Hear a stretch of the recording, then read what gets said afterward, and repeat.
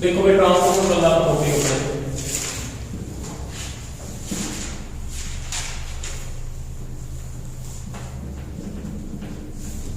एक्स1 के बारे में बात करते हैं।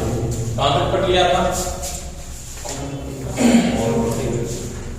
प्रतिघात पता था कल ट्रांसफॉर्मर का अक्षर ये टेंस, उसके बारे में बात हो गई थी। इसके बाद अगर टॉपिक पढ़ेंगे ना वो पढ़ेंगे ट्रांसफॉर्मर का ईएमएफ समीकरण।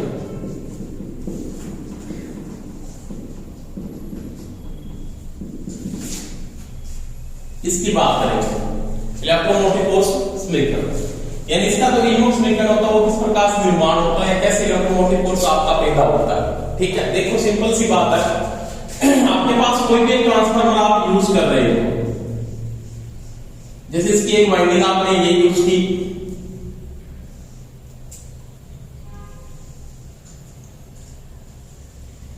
और एक वाइंडिंग आप यहां पे यूज कर रहे हो।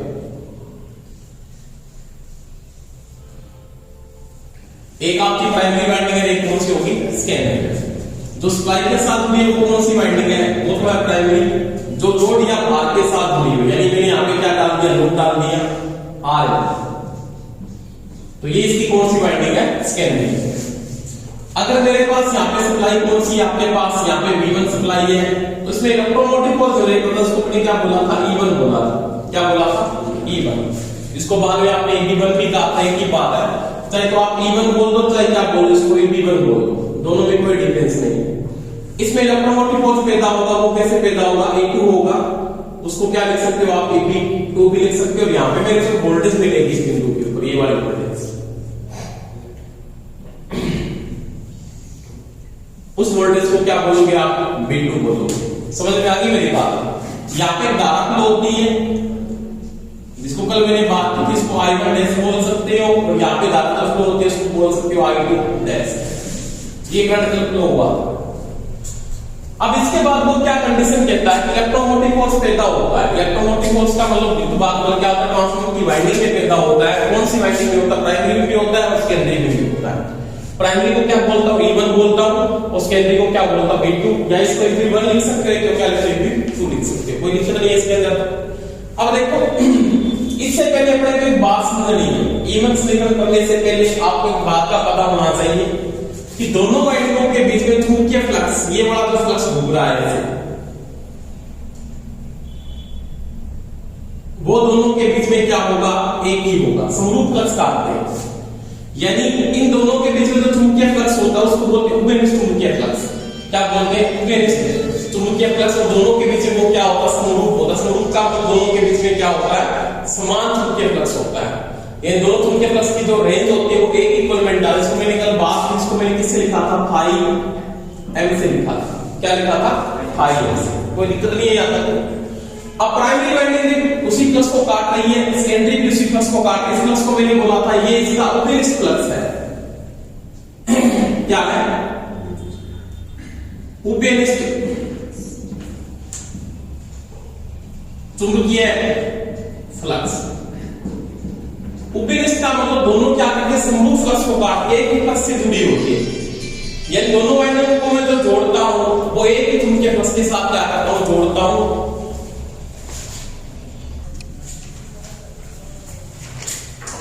दोनों वाइंडिंग के बीच में जो चुंबकीय फ्लक्स आपके पास तो वो एक ही चुंबकीय फ्लक्स है। इसको मैंने किससे लिखा है? फाई एम से लिखा है। किससे लिखा है? फाई एम से। अब देखो यहाँ पे जो मेरे पास सप्लाई आ रही है वो कौन सी सप्लाई आ रही है? आपके पास एसी आ रही है। कौन सी आ रही है? एसी। ठीक है, आराम से समझना। पहले एक बात, ये साइन वेव भी इसको इनपुट में दी, ये वाली,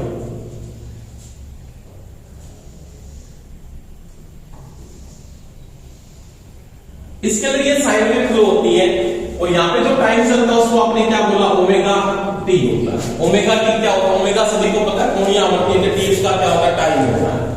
अब देखो यहाँ पे आपके पास एक फ्लक्स है। क्या है? फ्लक्स। क्योंकि धारा फ्लक्स के समानुपाती मैं लिख सकता हूं, यहाँ पे नॉर्मल सी बात है, पॉजिटिव होता है, ये नेगेटिव होता है। यहाँ पे आपका टाइम चल रहा है, आपके पास यहाँ पे आई समानुपाती सभी को पता है क्या होता है? फाई होता है। धारा फ्लक्स से क्या होता है? समानुपाती इंडक्टेंस रिपल के अंदर। समझ में आ गई मेरी बात?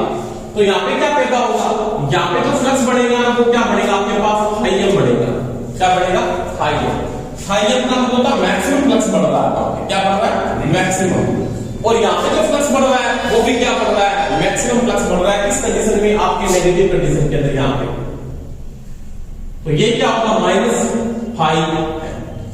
ये आपका पॉजिटिव है और ये आपका क्या है जी, नेगेटिव है। और ये आपका पास यहाँ पे क्या है, टाइम। समझ में आ गई सभी। अब देखो यहां से लेके इस बिंदु से यहां तक आपका जो फ्लक्स बदला है, बदलने वाला जो फ्लक्स की रेंज है, तो फ्लक्स आपका क्या होगा, वो होगा आपके पास इतना फ्लक्स का डिफरेंस है यहाँ पे। तो ये आपके पास क्या होगा, 2πm। क्योंकि ये तो पॉजिटिव है और इसमें नेगेटिव, दोनों का जो डिफरेंस आएगा ना, ऐसे नहीं कि आप जीरो कर दो, ये पॉजिटिव और नेगेटिव का वैल्यू क्या है, जीरो। डिफरेंस का मतलब होता है, आप लिखोगे इसका जो फाई टोटल फ्लक्स आएगा ना YT, उसका जो डिफरेंस का मतलब होता है φm माइनस अंतर वाला, फिर -φm, अंदर क्या आ जाएगा आपके पास φm। अभी माइनस को माइनस से गुणा करो प्लस, तो ये क्या आ जाएगा आपके पास, डिफरेंस में क्या हो जाएगा, 2πm। यानी इन दोनों के बीच में जो मैक्सिमम फ्लक्स चेंज हो रहा है, उच्चतम फ्लक्स जो चेंज हो रहा है वो क्या चेंज हो रहा है आपके पास, 2πm चेंज हो रहा है। समझ में आ गई बात सभी। अब देखो आपको उसमें जो टाइम मिला है ना, मेरे को टाइम का मतलब आपके पास क्या है, समय। आपके पास जो टाइम है ये समय है, समय आपके पास कितने चक्कर का है, ओनली फॉर एक चक्कर का टाइम है। कितने चक्कर का टाइम है, एक चक्कर का टाइम। परंतु एक चक्कर का टाइम आपके पास यहाँ पे जो टाइम है ना, ये वाला टाइम है, ये कितने चक्कर का टाइम है, आधे चक्कर का टाइम है। कितने चक्कर का टाइम है, आधे चक्कर का। यानी यहां से लेके मैं यहां तक अगर बात करूं, आपके पास t टाइम है, में है एक चक्कर का समय। कितना, अगर t है, कितना t है। आप बोलोगे ये है ना जो फ्लक्स है वो t समय के बाद नहीं बदलता, ये t/2 समय के बाद फ्लक्स आपका क्या होता है, चेंज हो जाता है। क्योंकि इस कंडीशन में तो क्या है, पॉजिटिव है और यहाँ पे क्या हुआ, नेगेटिव। यानी यहाँ तक जो टाइम आएगा ना वो क्या होगा आपके पास, 1/2, सॉरी आपके पास जो यहाँ पे टाइम होगा वो क्या होगा, 1/2 t होगा। यानी आधे चक्कर के बाद आपका फ्लक्स क्या होता है, बदल जाता है। ये यहाँ पे पॉजिटिव रहता है, तो यहाँ पे क्या रहता है आपका, नेगेटिव रहता है। यानी मैं लिख सकता हूं आपका कि 1/2 टाइम के साथ फ्लक्स बदलता है। बदलने का मतलब यहाँ पे क्या है, इसकी डायरेक्शन चेंज हो जाती है कि जब वो पॉजिटिव में फ्लो हो रहा, बाद में क्या होता है वो नेगेटिव में फ्लो होता है। क्योंकि धारा की डायरेक्शन अगर चेंज हो रही है तो फ्लक्स की डायरेक्शन भी क्या होगी, चेंज होगी। क्योंकि आई समानुपाती आपके पास क्या है, पाई। अब देखो, अब जरूरी की चक्करों के समय में टाइम को मेंटेन, तो चक्कर आपके 1 हो 2 हो कितने हो आपको पता है। तो नॉर्मल सी बात, आपके पास जो टाइम आता है ना, टाइम का मतलब होता है आवर्तकाल, और टाइम की जो वैल्यू होती है ना टाइम, तो t इक्वल क्या होता है आपको पता है, f होता है। 1 क्या होता है, f होता है। अब समय बदलेगा वो किसके साथ बदलेगा, t इक्वल क्या होगा, 1/2 f होगा। क्योंकि आधे चक्कर के बाद क्या होता है, फ्लक्स चेंज हो जाता है। तो 1/2 कहां से आता है, वो टाइम के साथ टाइम 1/2 इनटू में क्या लगा दिया मेरे f। क्योंकि सिंपल सी बात है, आपने इस थ्योरी में पढ़ा था t बराबर क्या है, 1/2। ये जो समय है ना, ये एक चक्कर का समय है, और यहाँ पे एक चक्कर का समय क्या था मेरे पास, t था। आज इस चक्कर का समय क्या हुआ, 1/2 t हुआ। तो यहाँ पे मेरे पास टाइम क्या हुआ, 1/2 इनटू क्या हो गया, f हो गया। समझ में आ गई बात। तो मेरे पास हाफ साइकिल का जो टाइम है ना, वो ये टाइम है, और उसका फ्लक्स क्या है मेरे पास, ये फ्लक्स। इन दोनों बातों को पहले समझना है, उसके बाद फ्लक्स मीटर में कोई समस्या नहीं है। यहाँ तक कोई दिक्कत बता दो किसी की। ये नॉर्मल सी बात कहता हूं कि जो टाइम चेंज हो रहा है वो 1/2 इनटू f होता है। आपके पास हाफ साइकिल का टाइम आपको लेके चलना, उसके बाद फ्लक्स की डायरेक्शन चेंज हो जाती है, और यहाँ पे जो फ्लक्स होता है मैक्सिमम कितना होता है आपके पास, 2πm होता है। ठीक है, ये लो, उसके बाद बात करते हैं।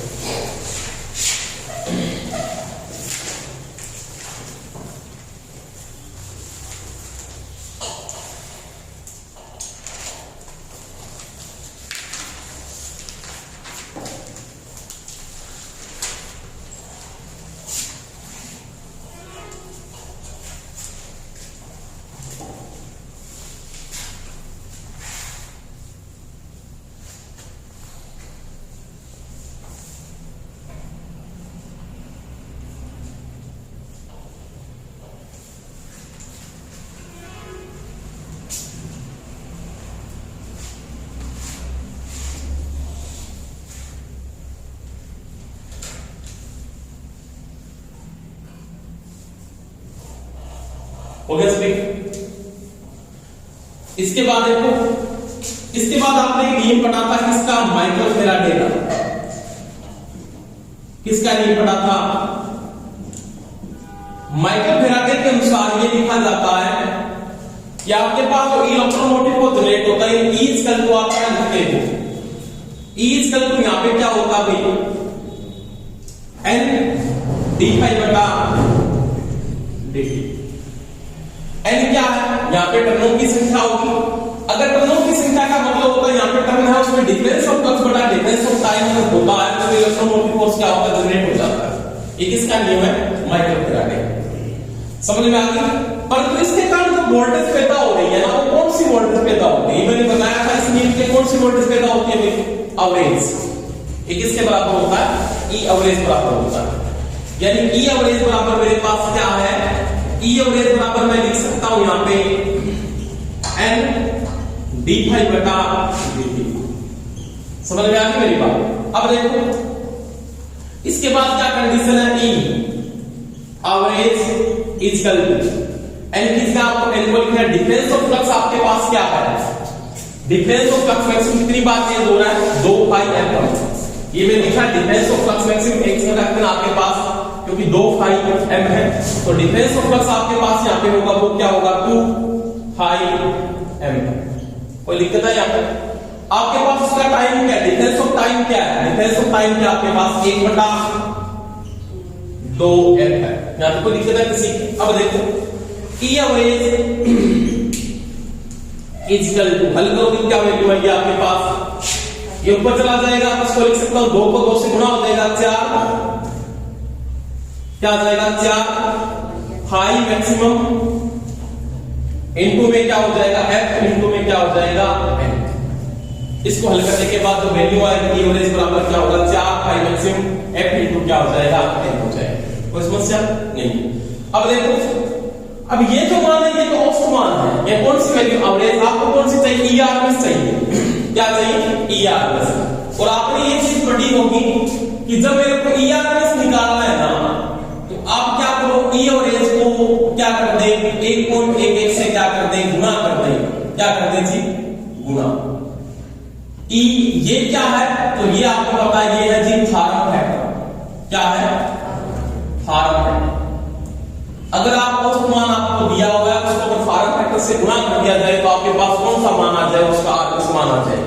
तो नॉर्मल सी बात, इसको मैं किससे गुणा कर दूंगा, ई आरएमएस इज इक्वल टू क्या हो जाएगा फिर, तो ये हो जाएगा 4.44। क्यों, क्योंकि मैंने 1.11 से क्या किया, इसको गुणा कर दिया, फिर क्या हो जाएगा 5 मैक्सिमम एफ इनटू क्या हुआ एन हुआ। तो ये इसका क्या हो गया जी, स्मिथ हो गया। अब देखो, अब मेरे को ये नहीं पता दोनों का फ्लक्स एक ही है, हाँ दोनों वैल्यू का फ्लक्स एक ही है, दोनों की फ्रीक्वेंसी भी एक रहेगी। अब टर्म कौन से लिए, अगर मैं प्राइमरी के टर्म लूंगा तो मेरे पास वोल्टेज कौन सी आएगी, प्राइमरी की। अगर मैं सेकेंडरी के टर्म लूंगा तो वोल्टेज किसकी आएगी, सेकेंडरी की। तो मैं लिख सकता हूं प्राइमरी की वोल्टेज को किससे लिखूंगा, ईपी से। ईपी बराबर क्या हो जाएगा, 4.44 हाई मैक्सिमम एफ इनटू में क्या लिख सकता हूं, एनपी। एनपी का मतलब प्राइमरी के टर्म। अब अगर मैं सेकेंडरी की वोल्टेज लगाऊंगा तो यहां पे लिखूंगा ईएफ, पे यहां पे क्या लिखूंगा 4.44 हाई मैक्सिमम एफ इनटू में क्या हो जाएगा। तो ये प्राइमरी का समीकरण है और ये किसका है, सेकेंडरी का है। ये इसका मुख्य समीकरण है, ठीक है।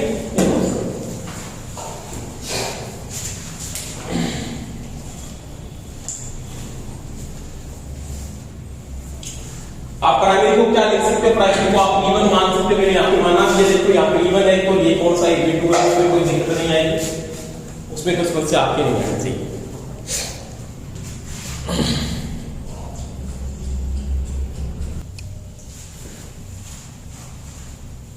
इसका तो ये तो था भाई, इवन को दिक्कत से कोई दिक्कत नहीं है, प्राइमरी का क्या है और सेकेंडरी का क्या है, ठीक है। कोई दिक्कत तो बता दो मेरे, आपको मैक्सिमम फ्लक्स लेके चलना है।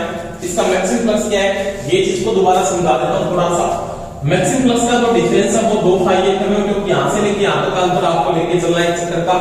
उस समय आपके पास जो टाइम चेंजिंग में आ रहा है वो टाइम मैक्सिमम चेंजिंग में आता है, वो t इक्वल 1/2 एफ होता है, मैंने यहां पे बताया है। तो एक सेकंड का टाइम अगर आपके पास t है तो हाफ सेकंड का क्या होगा, 1/2 इनटू में क्या होगा, t होगा। आपके पास इस चक्कर का, आप चक्रों की संख्या कितनी भी हो सकती है, दूनी की कोई एक फ्रीक्वेंसी क्या होगी आपके पास 1 हर्ट्ज होगी, 2 हर्ट्ज होगी, 50 क्या होगा 50 हर्ट्ज होगी। अब ये कहता है t इक्वल टू आपने क्या लिखा है 1/2 इनटू क्या हुआ है, यानी आपके पास 50 हर्ट्ज की फ्रीक्वेंसी है तो आपका जो फ्लक्स जो चेंजिंग में आएगा वो कितनी बार आएगा, 100 बार चेंजिंग में आएगा। कितनी बार आएगा, 100 बार। समझ में आ गई मेरी बात। इसके बाद अपने नोट करेंगे ये जिसका इनवर्स मीटर था उसके बाद को ट्रांसफार्मर का रेशो पढ़ते हैं। क्या पढ़ेंगे, ट्रांसफार्मर रेशो। वो लिखो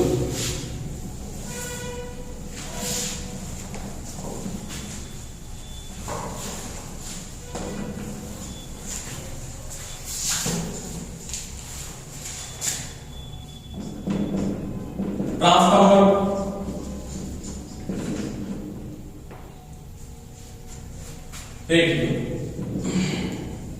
या क्या लिख सकते हो, ट्रांसफार्मर रेशो। एक ही बात है, ट्रांसफार्मर को रेशो किससे लिखा जाता है, वो लिखा जाता है के से। के से साइन करते हैं इसको, किससे साइन करते हैं, के से।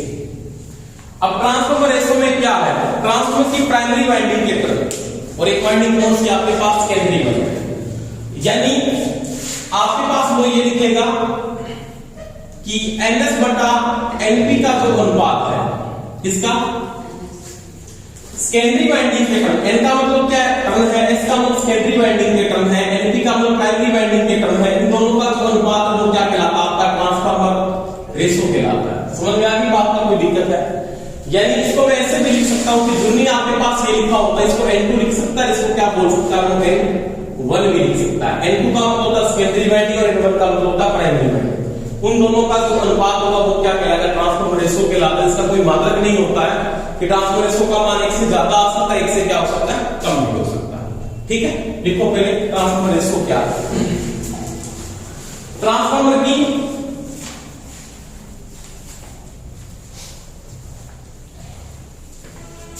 Primary winding, sorry secondary winding, transformer की सेकेंडरी वाइंडिंग यानी ड्यूटी क्लस्टर वह प्राइमरी वाइंडिंग के अनुपात को ट्रांसफार्मर रेशो कहते हैं।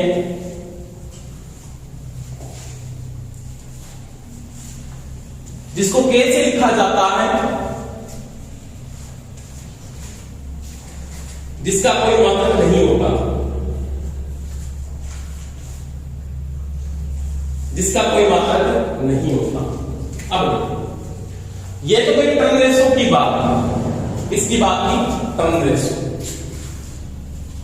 नीचे नोट कर लेना K इक्वल टू NS बटा NP या N2 बटा N, कोई दिक्कत नहीं। बोलो क्या समस्या है। अब इसके बाद देखो, मैंने इससे पहले आपको इनवर्स मीटर करवाया है, क्या लिखा है, inverse metre.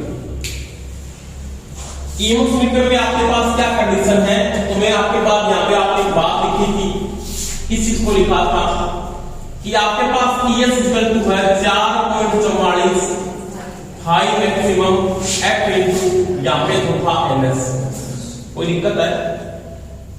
EP equal to आपके पास है 4.44 हाई मैक्सिमम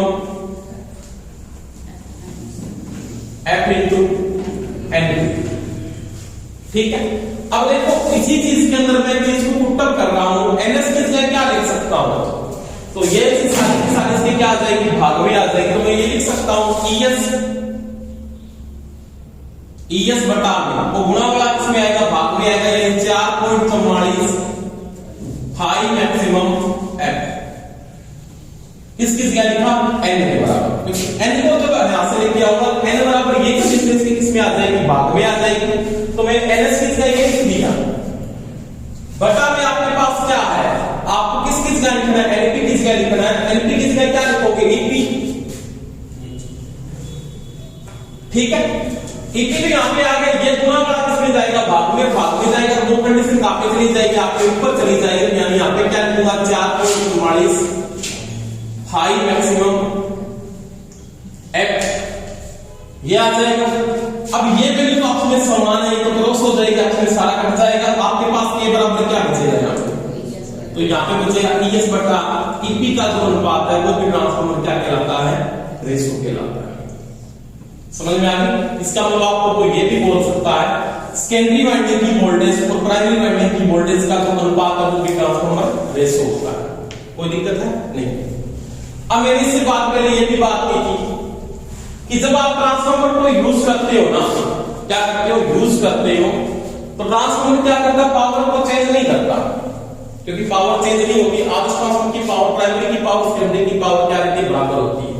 तो मैं यहां पे एक बात ये भी लिख सकता हूं कि प्राइमरी पावर इक्विवेलेंट में क्या है? इसको मैं बोल सकता हूं इनपुट पावर मानते हैं इसको, वैसे तो इनपुट पावर बराबर में क्या लिख सकता हूं? सेकेंडरी पावर या द्वितीयक पावर।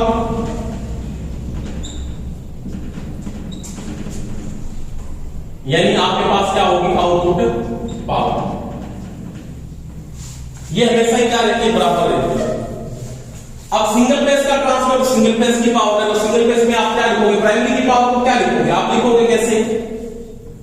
ईपी आईपी ये लिखोगे, इनटू में क्या लिखोगे? cos phi. और दोनों का पावर फैक्टर इक्विवेलेंट लोड पे डिपेंड करता है। लोड का पावर फैक्टर, अगर आपके पास क्या ट्रांसफार्मर है, आदर्श ट्रांसफार्मर का शून्य लोड पावर कितना होता है?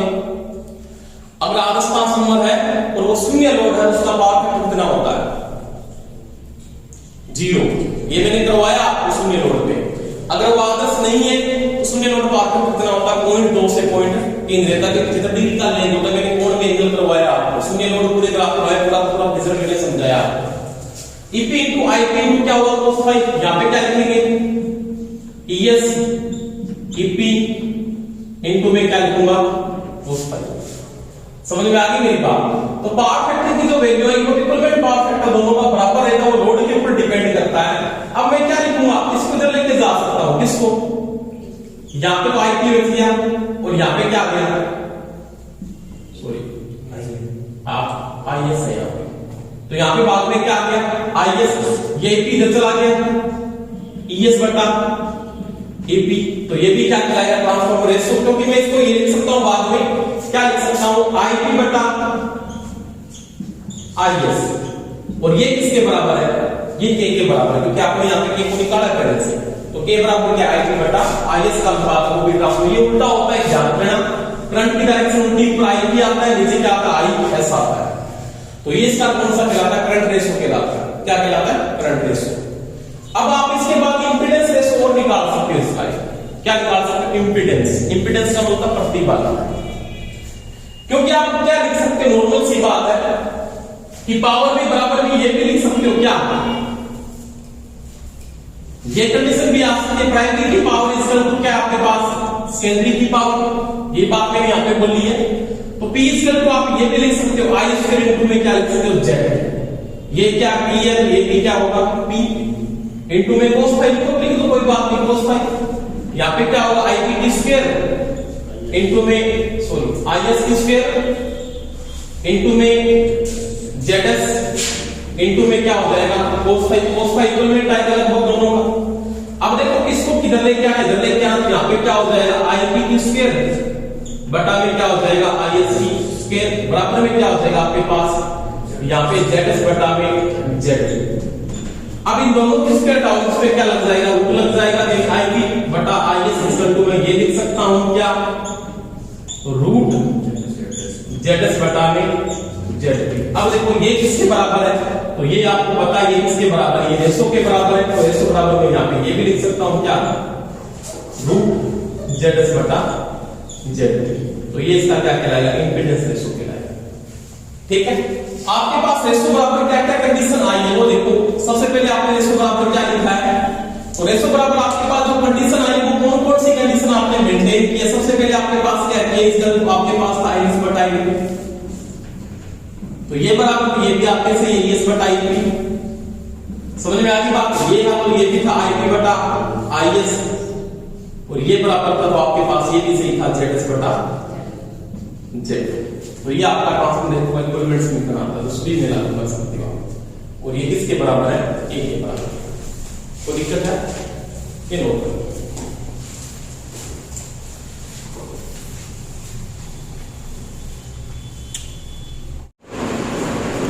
इसके बाद देखो, अब ये कंडीशन तो मेरे पास इसके बराबर देने की एक बराबर है, इसको थोड़ा सा कंफ्यूज कर सकता आपको कैसे, देखो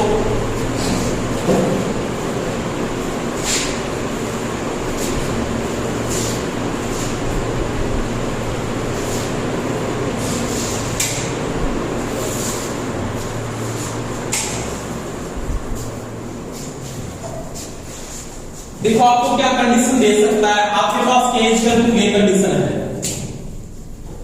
क्या है ns बटा n3, ns को आप n2 लिख सकते हो, कोई दिक्कत नहीं है, वो तो आपके पास यहां पे क्या आप लिख सकते हो es बटा ap, बराबर में आप ये भी लिख सकते हो ip बटा is, और यहां पे आपने लिखा था वो zs बटा z, कोई दिक्कत है। अब इसने बोला कि ट्रांसफॉर्मर रेशियो स्क्वायर बराबर क्या होगा, यानी मेरे को पूछ लिया के स्क्वायर बराबर क्या है, कोई दिक्कत नहीं, तो के स्क्वायर बराबर क्या होगा, यहां पे तो हो जाएगा ns स्क्वायर बटा में np स्क्वायर, चाहे तो आप अलग अलग जो चाहे सभी का एक साथ स्क्वायर करो, वो तो कोई दिक्कत नहीं आएगी ना, इसको मैं ऐसे लिख रहा हूं, इन सभी का स्क्वायर हो जाएगा, बराबर में क्या आ जाएगा es बटा ap का भी स्क्वायर आ जाएगा, और यहां पे क्या आ जाएगा आपके पास ip बटा is का भी स्क्वायर आ जाएगा, इसका तो स्क्वायर लगाओ, इसका क्या होगा घट जाएगा, ये क्या बन जाएगा, इसका बन जाएगा zs बटा में z। तो ये क्वेश्चन आ सकता है कि के स्क्वायर बराबर कौन सा ऑप्शन होगा, तो ये सही सीधा ऑप्शन में दे सकता है आप, ये दिए तो भी आपके पास सही है। अब देखो इसका उल्टा दे सकता, आपको बोले 1 बटा k बराबर क्या है, अगर k बराबर ये तो 1 बटा k बराबर क्या होगा, सभी का उल्टा कर दो आप, ep बटा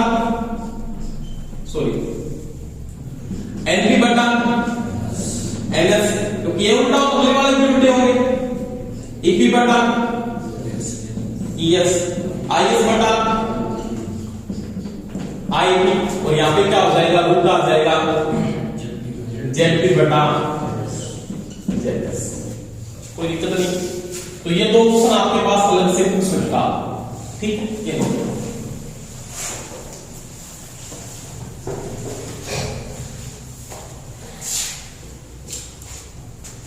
बस सिनारे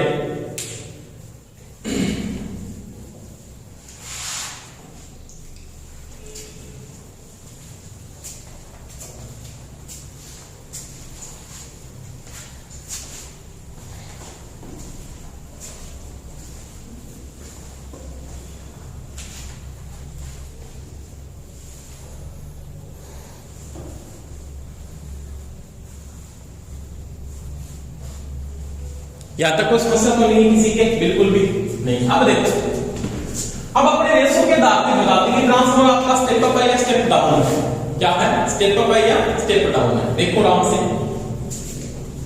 जैसे मेरे पास कोई भी ट्रांसफॉर्मर है, ये वाला ट्रांसफॉर्मर,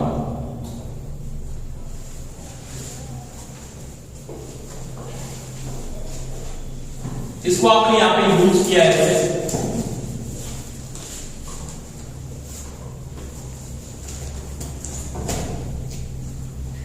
अब आपको पता है इसके प्राइमरी कौन से सेकेंडरी कौन से, अपने को कुछ नहीं पता प्राइमरी कौन से सेकेंडरी कौन से, आप ये बता सकते हो इसके एचपी कौन सी और एलपी कौन सी। एचपी का मतलब जहां पे टर्नों की संख्या ज्यादा हो, इसके टर्नों की संख्या ज्यादा है, इसकी कौन सी एचपी साइड है, हाई टेंशन है, इसको बोल सकते हो एचपी साइड या एचपी, ठीक है। और ये क्या होती है इसकी लो टेंशन, एचपी बोल सकते हो, ये क्या बोलते हो आप एलपी। एचपी का मतलब यहां पे हाई पावर है, यानी हाई पावर का मतलब आप क्या बोलोगे, यहाँ पे आपके पास हाई वोल्टेज होगी, तो ये क्या होगी एचपी है, एचपी नहीं एचपी साइड है, और ये इसकी कौन सी एलपी साइड है, ये लो वोल्टेज है, ये क्या है इसकी हाई वोल्टेज। समझ में आ गई मेरी बात। तो जहां पे टर्नों की संख्या कम, अपने को अगर रेशियो निकालना है तो रेशियो निकालने के लिए तो अपने को पता होना चाहिए कि ट्रांसफॉर्मर में दो कंडीशन दे सकता है। अगर रेशियो का मान करें तो ये बोलता है,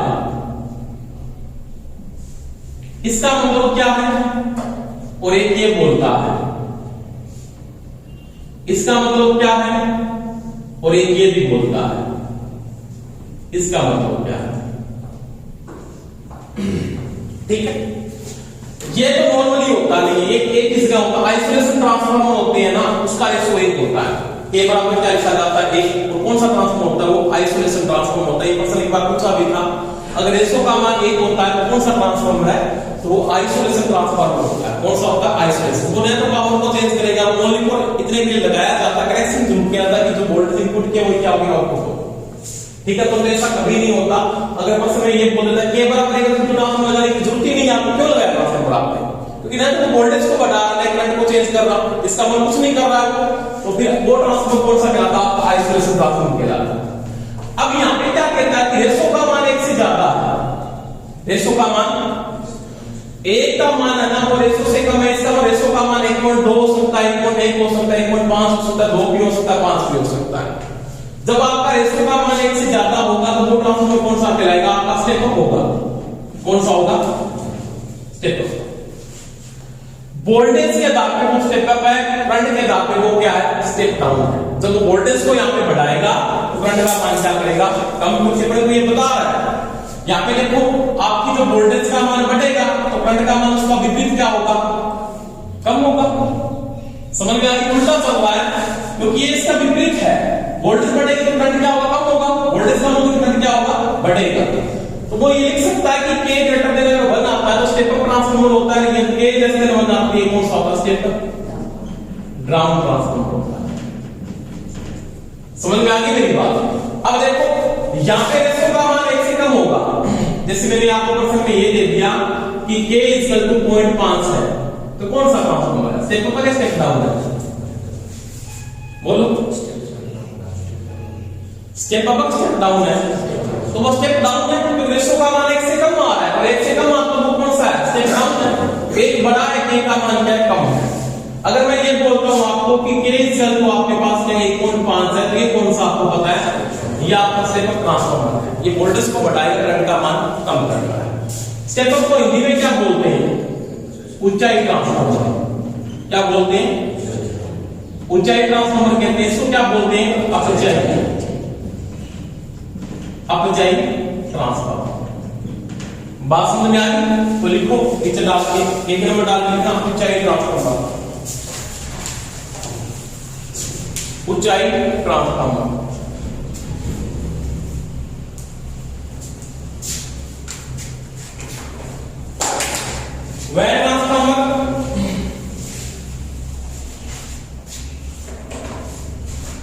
वह ट्रांसफार्मर जो लोड या सेकेंडरी वाइंडिंग की तरफ वोल्टेज को बढ़ाता है,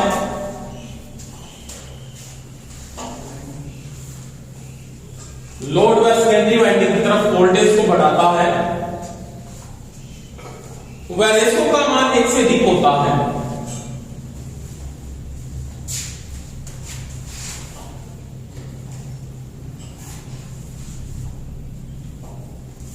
रेशो का मान 1 से अधिक होता है, उस अवस्था में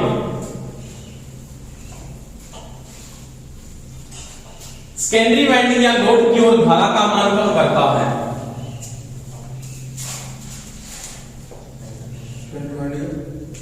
वह लोड की ओर धारा का मान कम करता है।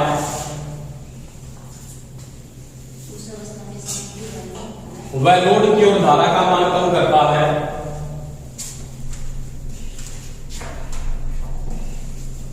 तो वह वोल्टेज के आधार पे तो स्टेप अप है, तो वह वोल्टेज के आधार पे स्टेप अप का ट्रांसफार्मर कहलाता है। समझ में आई बात? वोल्टेज को बढ़ाएगा, करंट को अनुपात में क्या करेगा? कम करेगा। नीचे लिख लेना K is greater than 1, K is greater than 1। यानी मैं इसके अंदर एक बात लिख सकता हूं सारी की सारी, सुनने की वो आपको ये ऑप्शन देता है। यानी हमेशा क्या होगा इस कंडीशन में, आपको पहला कंडीशन में आपको ये लिख सकता है K ग्रेटर देन क्या लिख सकता है? 1 लिख सकता है। ये ऑप्शन नहीं दिया तो वो आपको ये भी दे सकता है। एक ही बात है ना। आपको वो ये भी दे सकता है, आपको वो ये भी दे सकता है, और आपको वो ये भी दे सकता है।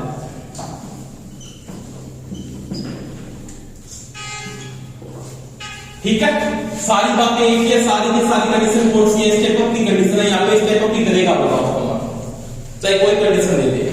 आपको बोल सकता है कि निम्न में से कौन सा सम सही नहीं है। मान लीजिए उसने उल्टा करके दे दिया, आपने ये लिख दिया कि क्या होगा, उसमें गलत हो जाएगा। आपने Z is Z I S यहाँ पे ऊपर चला के आगे के नीचे आ जाता है, क्योंकि ये बराबर सही सही है, तो के की जगह मैं इसे लिख सकता हूं। अब देखो, अब चाहिए ट्रांसफॉर्मर, ये नोट करो, अब चाहिए ट्रांसफॉर्मर। वह ट्रांसफॉर्मर जो सेकेंडरी वाइंडिंग या लोड की ओर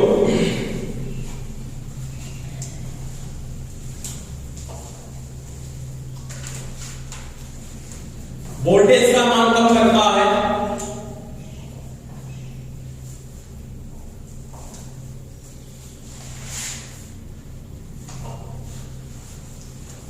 वोल्टेज का मान कम करता है,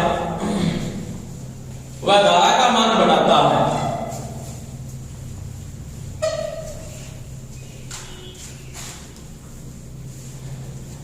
जिसमें रेशो का मान 1 से कम होता है,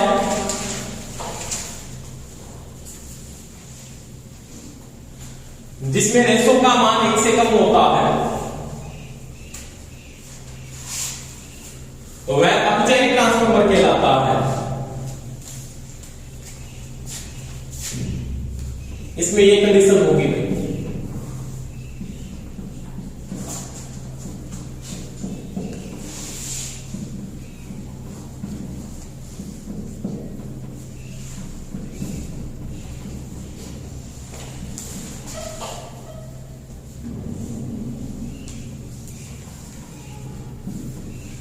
ठीक है, समझ में आ गई बात? देखिए, अब कोई दिक्कत है? अब देखो, अब पर्सन कैसे पूछ लेता, कंफ्यूज करेगा बहुत ज्यादा। ये कैसे पूछेगा वो देखो, कि मेरे पास एक ट्रांसफार्मर मैं नॉर्मली यूज कर रहा हूं उसको, कि मेरे पास एक कोई भी ट्रांसफार्मर है और उसने बातें करके अपने को बोल दिया ऊंचाई ट्रांसफार्मर है। कौन सा ट्रांसफार्मर है? ऊंचाई। एक आपके पास ऊंचाई ट्रांसफार्मर, मैंने बोला स्टेप अप का ट्रांसफार्मर है, समझ देता हूं, आपको समझना थोड़ा सा बात।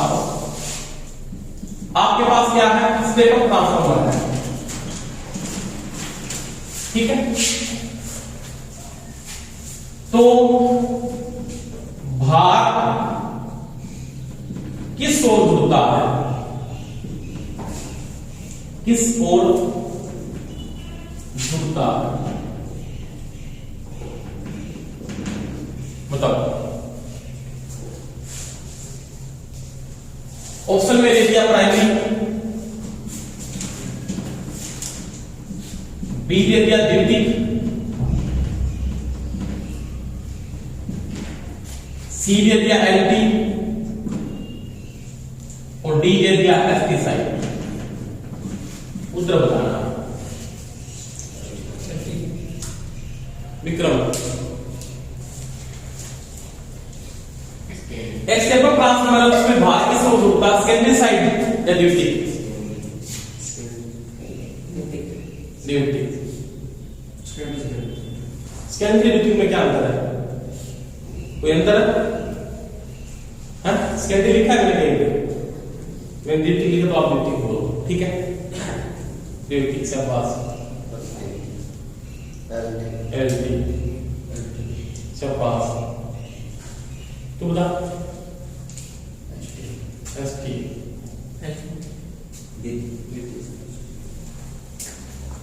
आपका जो लोड जुड़ेगा वो किस साइड जुड़ेगा? एसटी साइड होगा। ऐसा नहीं बोल सकते, द्वितीयक का मतलब कोई द्वितीयक पढ़ सकते हैं, क्या मतलब है चीज का? इसलिए कहा स्टेप अप का, तो आपको स्टेप अप मानना है, वो स्टेप अप है। स्टेप अप कब होगा? जब उसकी हाई टेंशन साइड हो। देखो क्या हुआ, आपको बोलता हूं मैं, ये ट्रांसफार्मर है, समझ में आ गई मेरी बात? आ गई ना? अब इसकी प्राइमरी कौन सी है? नहीं पता। सेकेंडरी कौन सी है? नहीं पता। परंतु मैंने अगर लोड यहां पे जोड़ दिया, मान लिया लोड आपका यहां पे जोड़ दिया, यहां पे में सप्लाई दे दी तो आप बोल सकते हो क्या ड्यूटी साइड होता है, ड्यूटी इसकी एलटी साइड भी हो सकती है। अब ये क्या स्टेप अप कर देगा? नहीं करेगा, स्टेप डाउन कर रहा है वोल्टेज को, कर रहा है कि नहीं कर रहा? अगर आप इस कंडीशन में आप ये बोलोगे कि आपको स्टेप अप करना है, इसका मतलब वोल्टेज को बढ़ाना है, आप प्राइमरी सेकेंडरी को दिमाग से निकाल देना उसमें, प्राइमरी सेकेंडरी को दिमाग से निकाल देना। आप क्या बोलोगे? वोल्टेज को बढ़ाना है तो मेरे को एसटी साइड जो हाई टेंशन साइड आपकी है उस और आपको लोड जोड़ोगे तो ये वोल्टेज बढ़ेगी।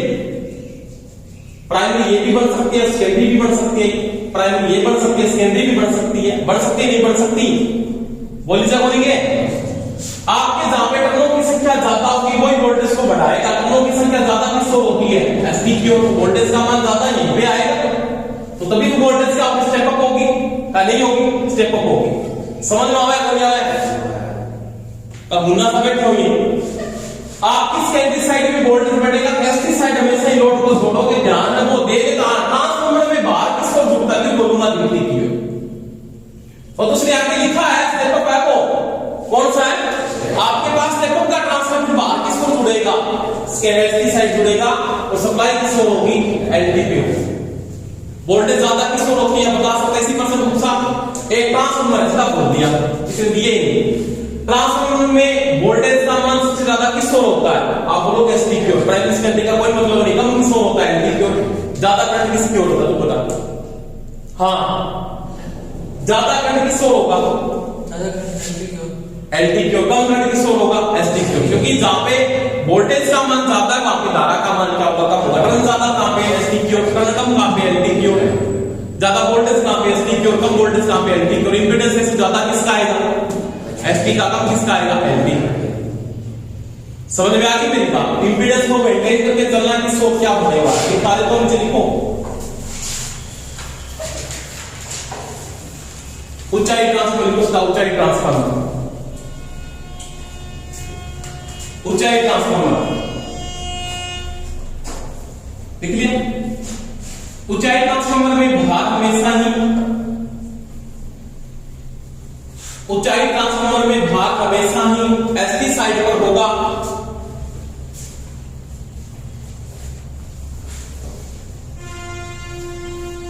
वह सप्लाई वोल्टेज या सप्लाई वोल्टेज एलटी साइड पर होगी।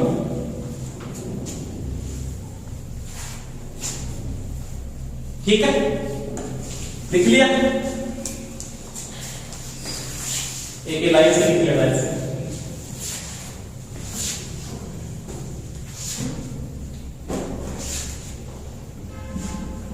एसपी है, एलटी। यहां पे क्या होंगे? पहली बात उच्च करंट होंगे,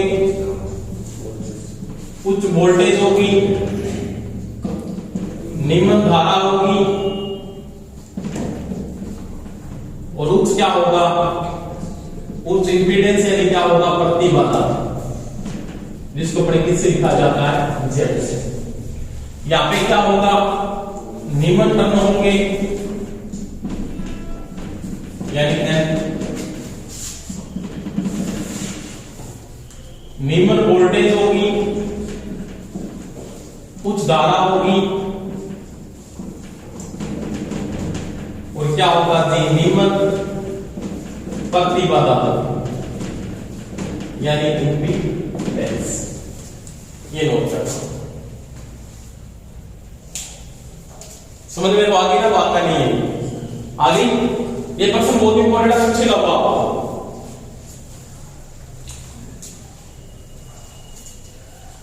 ये तो कंडीशन जो मैंने लिखा है ये नहीं मतलब सभी भी होनी चाहिए, ऊंचाई है चाहे चाहिए सेम कंडीशन ही हो। ठीक है, इसके बाद तो ऊंचाई ट्रांसफार्मर की नीचे लाइन से ऊंचाई ट्रांसफार्मर आपको चाहिए ट्रांसफार्मर। वह ट्रांसफार्मर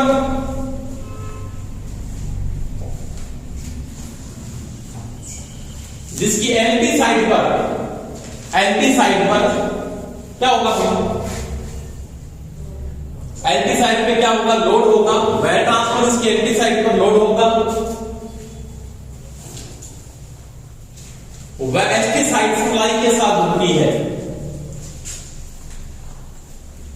तो कितने घूमे आप घूमते थे वह एसटी साइड पर क्या होगी, सप्लाई होगी।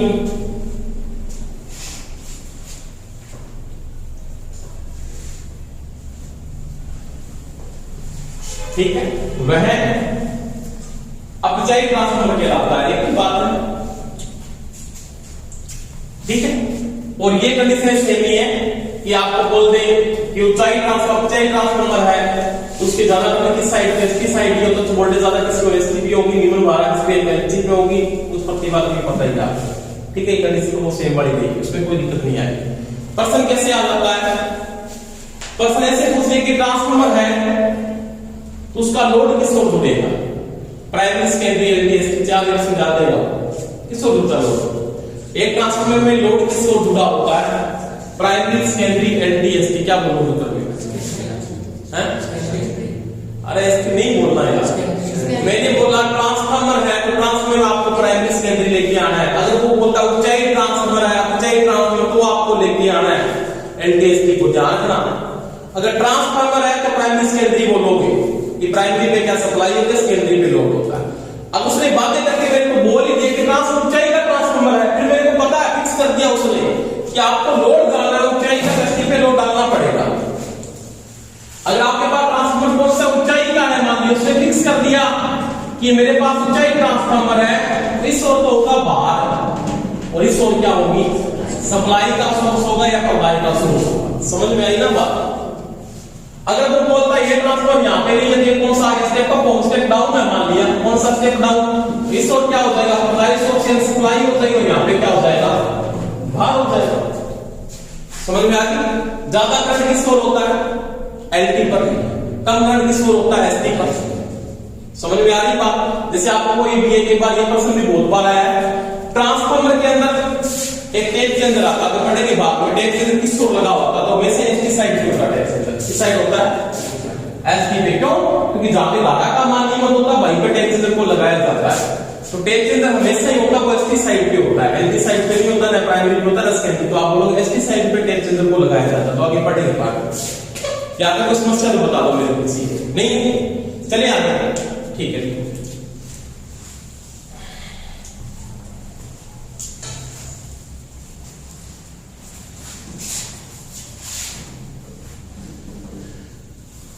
इसके न्यूमेरिकल करके देख लेना, मेरे को समस्या है मेरे को बता देना।